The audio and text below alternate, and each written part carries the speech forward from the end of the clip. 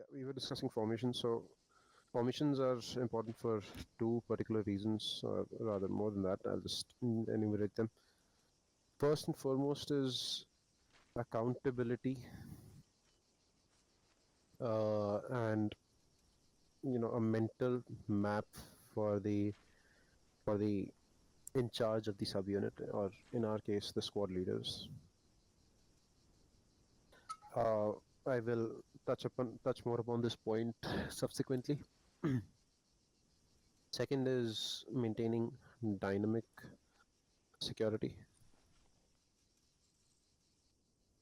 User distribution left of your channel.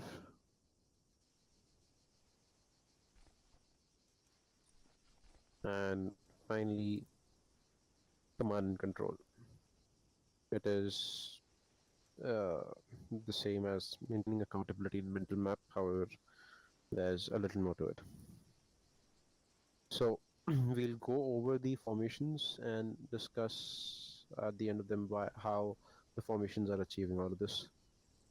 So the very first formation that we have, or the most commonly used, is fire team wedge squad column.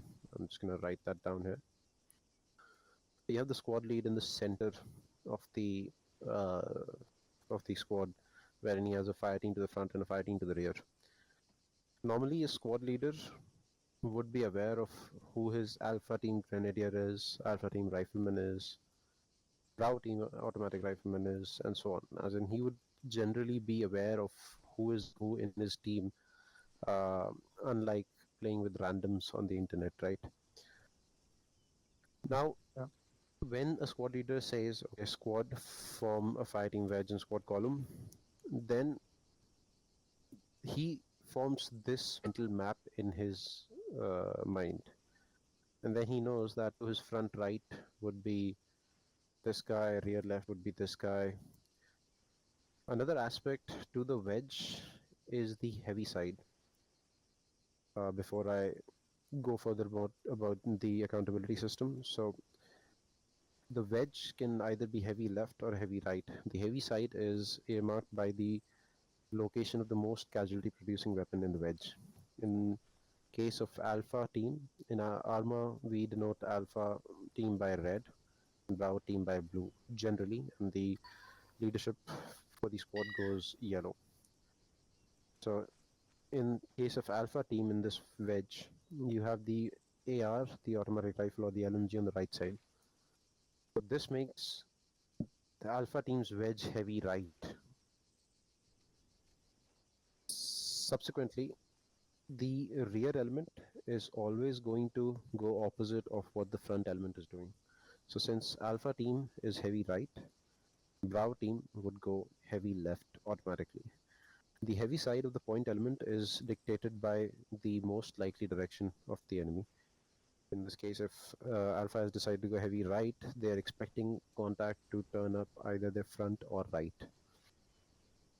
Does that make sense? Yes. Okay, so Roger that. back to accountability and mental map. Now, the second aspect of dynamic security. So dynamic security essentially means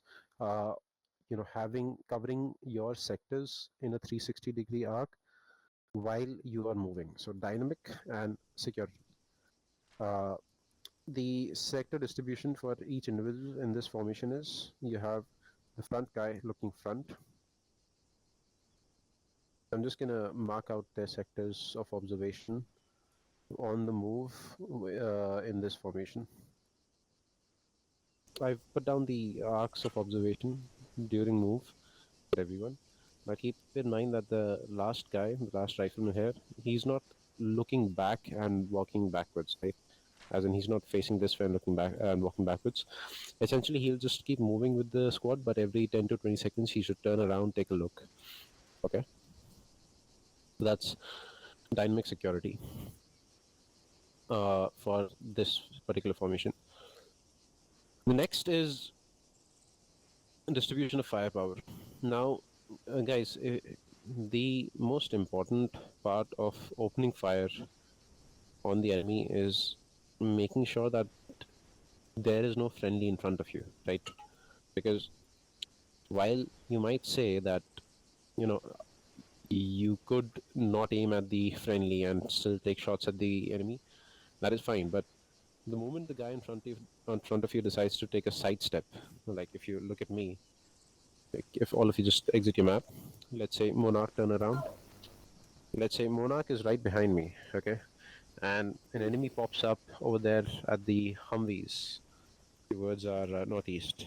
Now, it is very easy for Monarch to say that, oh, I can just, take a shot from where he stands right now. But what if I saw the enemy and I decided to take a sidestep like this? Right. Monarch is going to end up shooting me in the back, correct? So you want to avoid that. To prevent that from happening, what you do is something called earning the shot or getting online. Now, while getting online might not be as quick as it is required when returning fire on an enemy that is engaging you. However, the wedge distributes the firepower such that you can put fire in pretty much all directions equally. So let's say you took contact front. Uh, yeah, let's say you took contact front. So this symbol denotes contact or an enemy fire team. Let's say you took contact from an enemy fire team front. At any point of time, the rifleman, grenadier, team lead, and the AR can all open fire. The distance, okay, before the next question comes up, the interpersonal distance in these formations is always 10 meters at the minimum. Okay, then the distance between the last guy of the fire team and the squad lead is normally 20 meters. Same for the squad lead and the rear element. Okay, so if you've got a guy, like you've got a friendly standing 10 meters off to your right or left, you can still make that shot, correct? Chances of sidestepping into a firing line is, well, bleak. So let's say in this situation you were moving northwards and you took contact front. Again, one more point here. Front is always the direction of move of the squad. Okay. So let's say the direction of move of the squad was hot mic. Let's say the direction of move of the squad was in the direction of the arrow. The front will always be the direction of move of the squad. This guy might be looking to the east, but if somebody says front, that'll always mean the north if the direction of move is to the north. Okay. Right. So let's say you took contact front. The rifleman, grenadier, TL, and automatic rifleman of Alpha are in a good position to open fire on the enemy. Similarly, if the squad took contact right, team leader, the automatic rifleman, the squad leader, Bravo team leader, grenadier, and rifleman all are in a position to open fire. That's the same for the left, and rear is exact opposite of front, wherein the AR, TL, grenadier, and rifleman are all able to open fire. Okay, so that's the distribution of firepower in a wedge. Let's come to command and control. So understand that the Alpha fire team and Bravo fire team are essentially two hands of the squad leader. Anything that the squad leader needs to get done, he will distribute those tasks to the teams, whether it is suppression, flanking. He'll designate one fire team to suppress, another fire team to either flank, or have both the fire teams in suppressing. Right. So the to make the squad leader's job easier, what you guys need to understand is that you always need to stick with your fire team. It does not mean that you follow each other like rabbits, right? It does not mean that you look at your team leader's ass all the time and keep following him, but make sure that you are with your fire team at all times, as in you do not get separated. It does not make sense if alpha team is over here and this one rifleman is over here, right? This is wrong. You're making things difficult for your team lead and for your squad lead and for the Bravo team lead.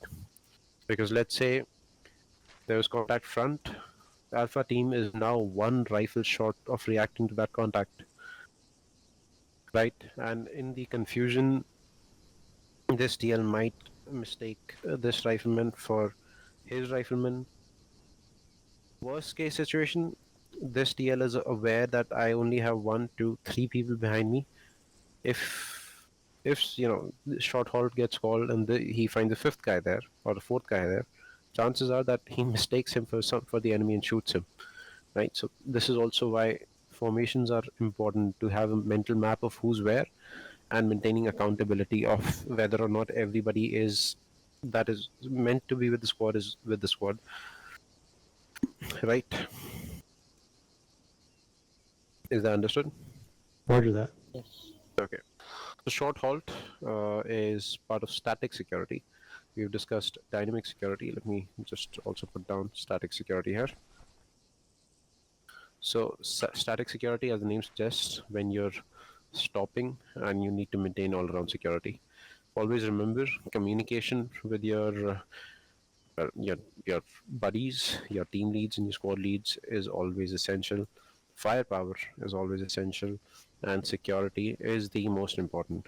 Security basically means watching every sector, every angle, every direction. Okay, in order to not get surprised by an enemy that is nearing you or closing in with you. Right. So short halt. Short halt is a sort of halt that is taken for less than 5 minutes. Essentially, it is for, let's say, regaining command and control, or taking a pause, or checking your map, finalizing plans, or making modifications to the plan. Right. In a fighting red squad column, when you take a short halt, the point element is simply going to stop where they are. Right. So I'm just going to join them to denote the wedge here. So let's say this was Alpha Team Wedge and they stopped where they were. Squad lead is going to continue closing with the point element, and once he's in line with the rifleman, he will stop and take a knee. Right. The rear element is simply going to invert their wedge. So when I say invert their wedge, kind of try to understand it this way.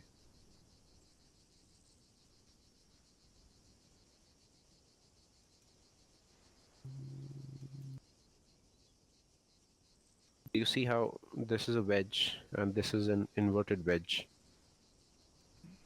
Roger that. Yeah. So how that's going to happen is this wedge is going to continue moving towards the point element. At a designated location, the team lead of Bravo is going to stop and take a knee, and he's going to simply turn around. The AR and the Grenadier are going to keep going, and they're going to cross the team lead, right? Once they feel their suitable distance far, or for the AR that he finds himself halfway between this rifleman and the team lead, he's going to take a knee, and the Grenadier is going to take a knee in line with him. The rifleman is simply going to move up and stop in line with the rifleman and the squad lead. Does that make sense? Yep. Now, Affirmative. to these sectors, Alpha team is going to continue observing the arcs they were observing. Bravo is simply going to invert their arcs of observation. So I'm going to put those down now. Just take a look. So I've done the arcs of observation of each individual in the short halt. So the team lead is looking front. Whichever direction you are in the short halt is essentially a circle, right? You're trying to form a circle and keeping eyes in every direction, right? Is that understood? So north, south, east, west, northeast, southwest, northwest, southeast, right? That's Yep. that's pretty much all there is to it. Okay, and then you have the squad leader in the center. Understood? Yep. Understood, Finally, sir. uh, you know, resuming movement from a short halt is again pretty simple. You're gonna do the opposite of what you did to commence move. So Alpha team is simply gonna get up and start moving. Once Alpha team is about 20 meters away from the squad lead is gonna get up and start moving.